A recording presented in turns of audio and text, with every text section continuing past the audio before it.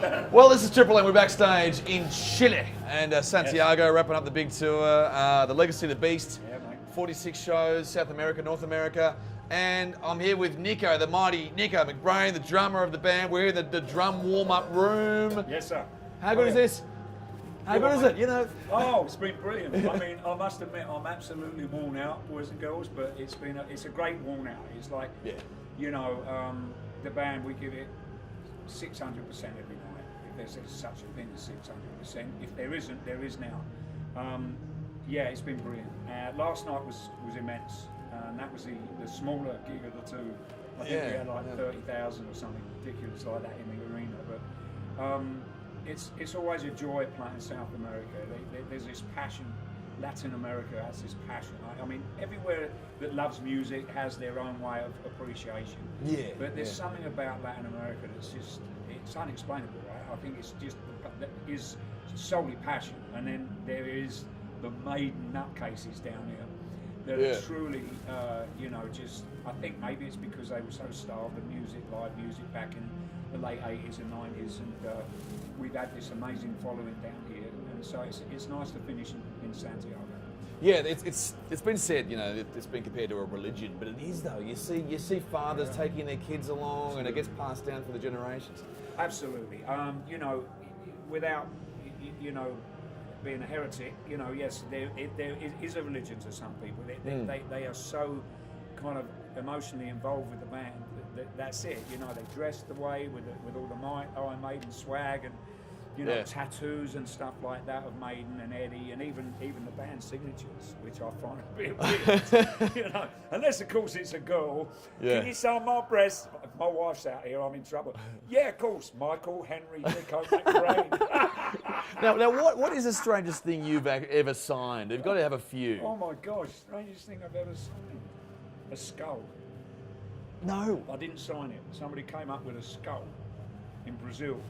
In fact, we had one thrown on stage. I forget what Rock in Rio was. I think it might have been 2001 one. Rio, but somebody came up and it was outside one of the hotels. I forget. Maybe it might have been Sao Paulo. Maybe not. It's in Brazil. Yeah. Both again. And God knows where they get the skulls from. You know, hang well, on a minute, grave robbing. Yeah. You're having a laugh. So this kid comes out and says, "Oh, could you sign this for me?" I'm going, "Where'd you get that?"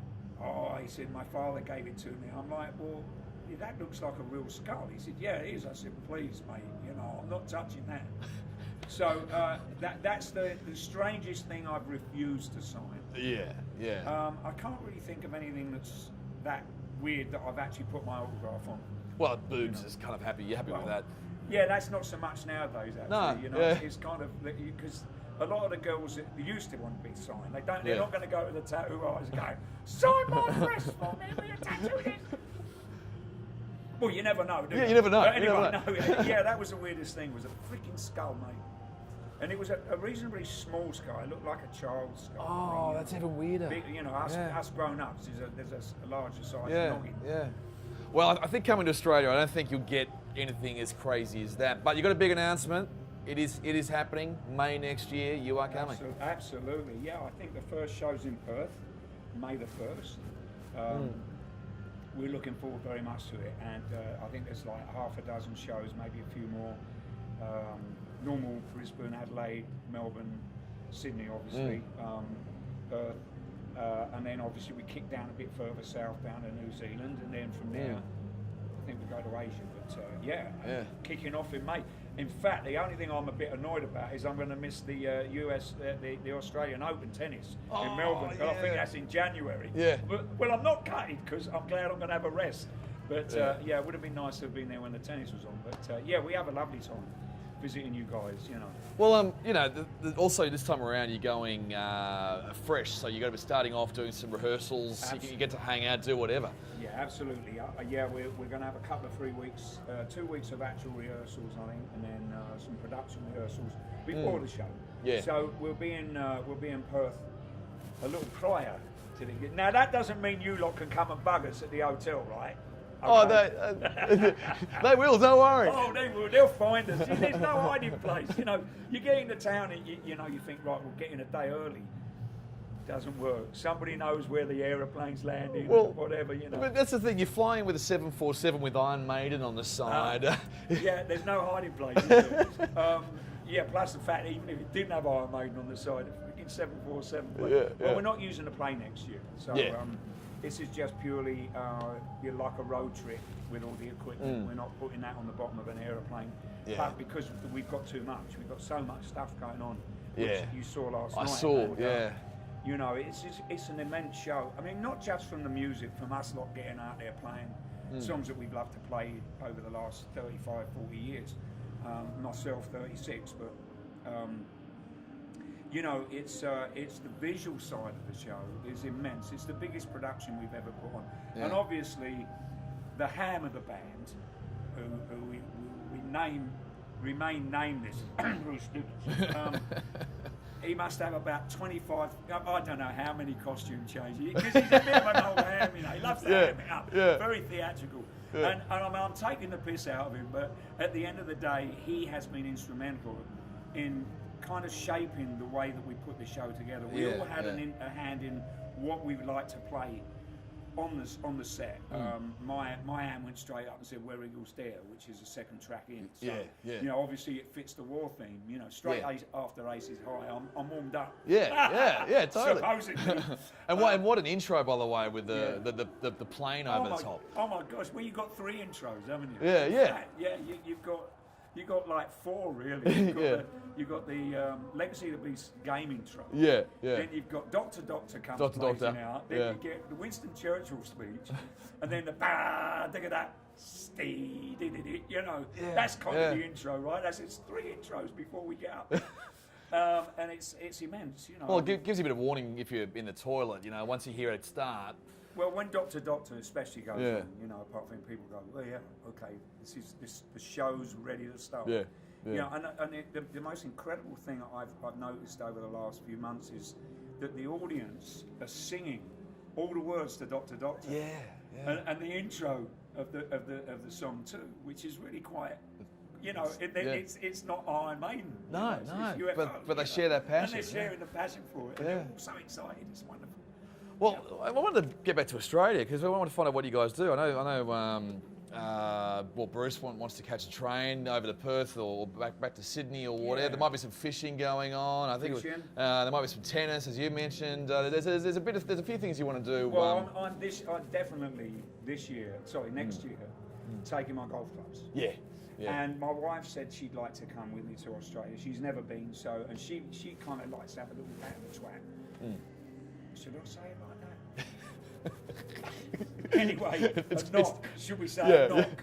Right, and so, you know, Ian Day, our tour director, boys and girls, I can't say tour manager anymore.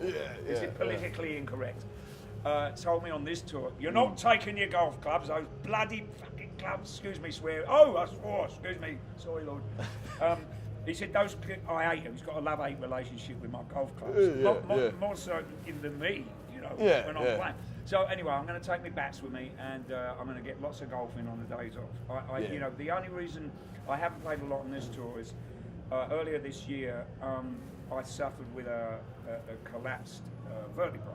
Oh, gee. Disc in my back, not a vertebrae, a disc. Yeah. I suppose that's a vertebrae, isn't it? It's in between your discs. And it pinched my nerve, so I was in dire agony, and so I had to have an injection in it, you know, under the old X-ray machine. And that, touch wood and whistle, all been good. So the doc said, whatever you do, take it easy. You know, while you're on tour, don't play too much golf because we want you to make sure it gets better. So I've had 2 rounds of golf in 3.5, 4 months. That's all going to change next year because I'm going to play every day I'm off. As long as the back's open. Yeah, it'll be fun. It'll be fun. fine. We've got some great golf courses around the country. In fact, the Nullarbor between Perth and the WA border, there's the world's longest golf course. You No. Give me the world's shortest car. Yeah, I've heard it's got like a par 5, 700 and something. Yeah. Right? You do one hole, you jump in the car, you drive 150 k's and do the next hole. Yeah, go by the garage and fill it up on the way. Yeah, it's crazy. Oh, that sounds great. I'll have a go at that. Well, good luck tonight. You got the big mate. show, 63,000 people, no pressure. But and then Australia in May. Yeah, mate. Yeah, it's funny because this is the last gig, and the next time I see you, hopefully in Perth. Are you going to be in Perth? Yeah. It'll be our first gig, so looking forward to it. You know, I need the time off. You know, we're not kids anymore, and yet we play like it up on stage. You know, it's such the great thing about live music. If you love and you have a passion for music, which we all do still. You know. It doesn't matter how you feel once you get up there. Yes, sir, it can influence the way you perform. Yeah. Depending if you're sick or if you're just feeling really tired. Now, in my case, when I'm really fatigued, I tend to play faster. Now, you'd think it would be the other way round. As a drummer, if you're tired, you think, oh, you're going to play. So what happens is you try harder. So things go up a little bit, and you can kind of lose track of where you're supposed to be in meter. And likewise with the guitar players and singers, you know, Bruce sometimes gets tired and he won't actually go for a note. But you know, you get on stage and it's like this passion takes over, and then you get the vibe off the audience as well. Yeah. And I've got to be honest, I know you lot are going, well, what's the matter with us Aussie fans?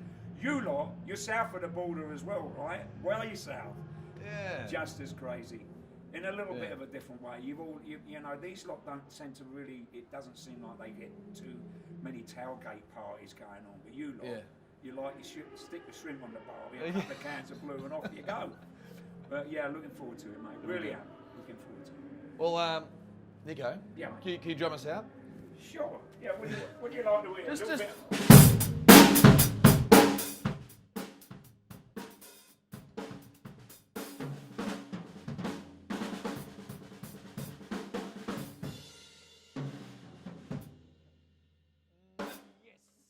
Nicko McBrain, go on you, mate. Thank you very much. God bless.